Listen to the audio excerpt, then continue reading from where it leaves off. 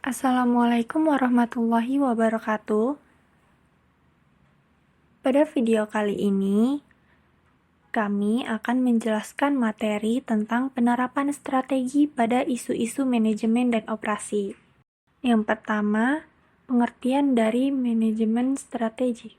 Menurut Peirce dan Robinson, manajemen strategik adalah sekumpulan keputusan dan tindakan yang mengarah pada pembuatan dan pelaksanaan rencana yang telah dirancang sebelumnya untuk mencapai tujuan perusahaan. Dalam manajemen strategik, terdapat 9 tugas penting yang harus dipenuhi. Yang pertama, menyatakan misi perusahaan, termasuk pernyataan tentang tujuan, filosofi, dan sasarannya. Yang kedua, melakukan analisis yang dapat menunjukkan kondisi internal dan kemampuan perusahaan.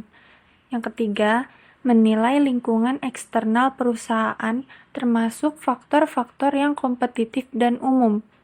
Keempat, menganalisis pilihan perusahaan dengan mempertimbangkan sumber daya yang dimilikinya dengan lingkungan eksternal. Yang kelima, evaluasi setiap opsi dalam kerangka misi perusahaan untuk menentukan opsi yang paling diharapkan. Yang keenam, pilih seperangkat target jangka panjang dan strategi besar yang akan mencapai opsi yang paling diharapkan. Ketujuh, buat target tahunan dan strategi jangka pendek yang sesuai dengan target jangka panjang dan strategi besar yang telah dipilih. Yang kedelapan, implementasikan pilihan strategik dengan mempertimbangkan alokasi sumber daya yang telah dialokasikan dengan penekanan pada pencocokan tugas-tugas, masyarakat, struktur, teknologi, dan sistem penghargaan. Yang terakhir, evaluasi kesuksesan proses strategik sebagai masukan untuk pengambilan keputusan masa depan.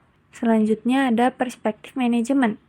Transisi dan formulasi strategi ke implementasi strategi membutuhkan pembagian tanggung jawab antara pembuat strategi dan manajer fungsional dan divisional. Untuk hal ini, manajer fungsional dan divisional sebaiknya terlibat sebanyak mungkin dalam proses pembuatan strategi dan implementasinya.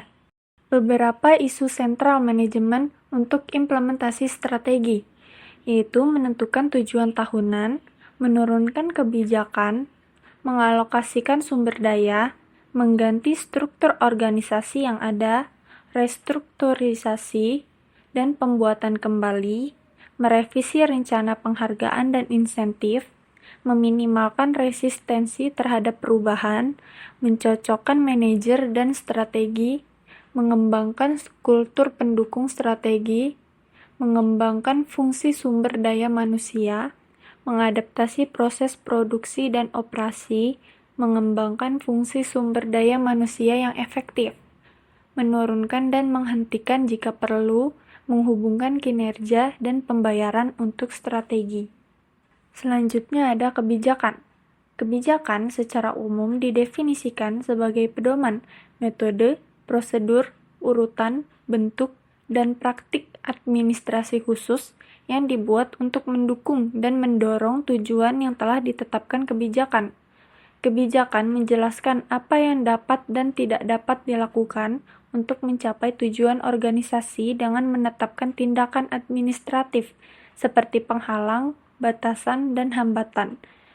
Kebijakan meningkatkan kemungkinan keberhasilan strategi, memberi manajer dan karyawan pemahaman tentang apa yang diharapkan dari mereka. Selanjutnya ada alokasi sumber daya. Strategi manajemen memungkinkan sumber daya dialokasikan sesuai dengan prioritas yang dibuat berdasarkan tujuan tahunan.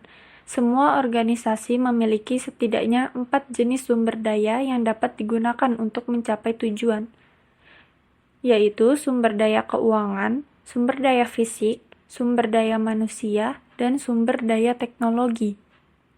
Sumber daya tidak didistribusikan dengan baik karena beberapa alasan. Ini termasuk melindungi sumber daya tertentu secara berlebihan, berfokus terlalu banyak pada standar keuangan jangka pendek, politik organisasi, tujuan strategi yang tidak jelas, enggan mengambil risiko, dan kurangnya pengetahuan. Yang berikutnya ada pengelolaan konflik. Ada 3 jenis metode penyelesaian pengelolaan konflik. Yang pertama, penghindaran, kedua difusi, dan yang ketiga konfrontasi. Lalu ada penyesuaian struktur organisasi dengan strategi. Ada 2 alasan utama mengapa perubahan strategi biasanya mengakibatkan perubahan struktur organisasi.